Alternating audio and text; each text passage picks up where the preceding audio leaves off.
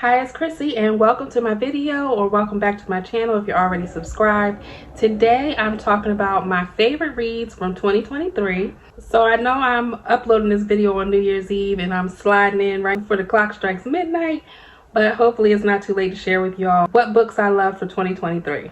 So everything that I read was indie, self-published. So I didn't read any of like the top trendy books this year, but I got some really fun ones I want to share. So I read a total of 44 books this year. So it wasn't a huge reading year. It's not like I read over 100 books, but I'm happy with that number. And I'm going to share with you my top 5 favorite books from that list. Also, if you like this video, don't forget to hit the like button, subscribe, and leave a comment and let me know what you're reading or what you read this year too. I always love to hear what people are reading. And when I originally started this channel a few years ago, it was a booktube channel. So I'm kind of getting back to my roots with this video just a little bit. So my number 5 book is To Love a Thief. To Love a Thief, Relentless Pursuit, #1. This is by an author, Delta James. And this was a really fun read. It was about a master jewel thief, the woman, she's a master jewel thief. And until the man who is the investigator ends up falling in love with her. And so it talks about their journey and their adventure. And I thought it was a really fun read, especially if you find out her reason for the robberies or being a thief in the first place. So this was a really fun book. I thoroughly enjoyed it. It was a 5-star read for me. There was a follow-up book. I read that one too, but I didn't list that in my top 5. But that book, the follow-up, was also really good as well. Okay, so I know I read mostly romance, but number 4 goes to a cozy mystery called Pie Pandemonium. A really cute, fun story. It had a dog's point of view that was kind of in the story as well. And this one features a retired detective who's like out traveling, trying to enjoy his retirement until he happens upon basically a murder mystery. So I thought this was a really cute story, and I really enjoyed the fact that the dog's point of view was in it. I had not read a book with the dog prominently in the storyline, so it was a nice change of pace for me, and this was another 5-star read. Now the number 3 spot goes to Her Scottish Wolf by Theodora Taylor, and this had a little bit of the billionaire office romance trope going on. And the main character, Millie, is actually facing a terminal diagnosis.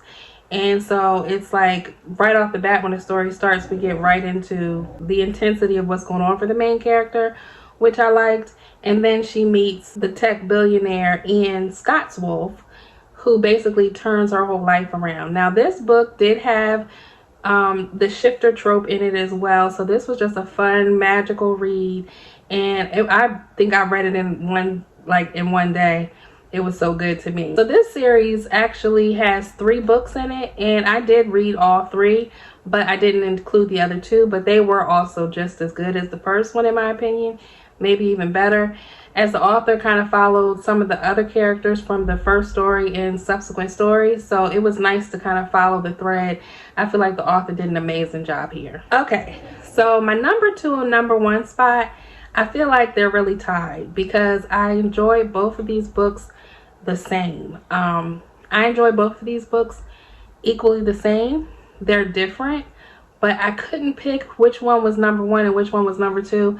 So we'll just say, for the sake of this, these 2 books were tied. So for my number 2 and number 1 spot, I selected Eternally Yours by Kenya Wright and Pen Pal by J.T. Geisinger. These 2 books to me were my top 2 favorite reads from 2023.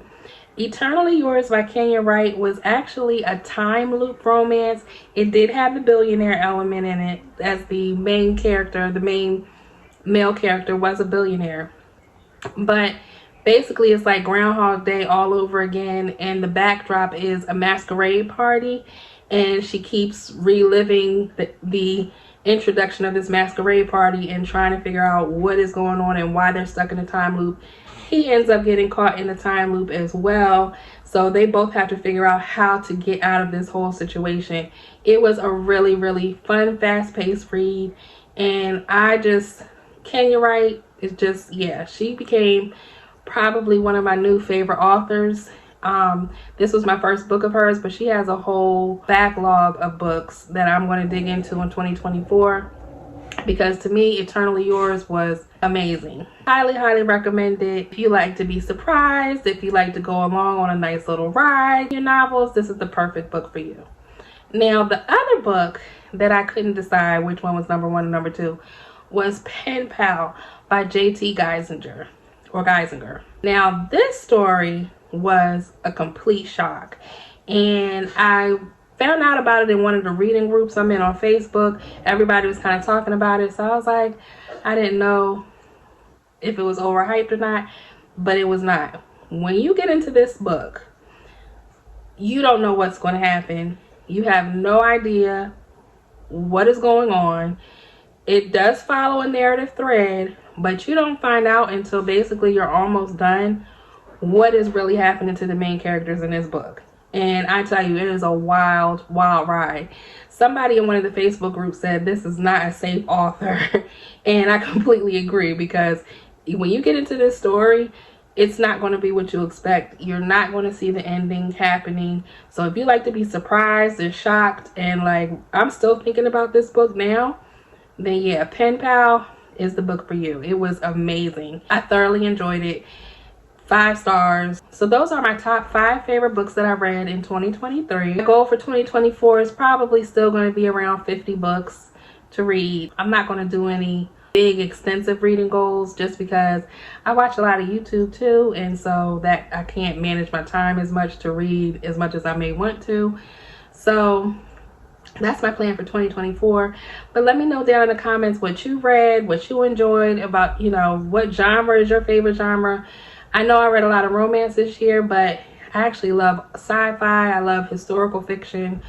I love cozy mysteries as well. So I love all kinds of genres. I really don't have any genre that I don't like. Maybe I don't read a lot of lit RPG, but that would be the only thing. So yeah, those are my favorite books. Thanks for watching. Thanks for liking. Thanks for commenting and subscribing.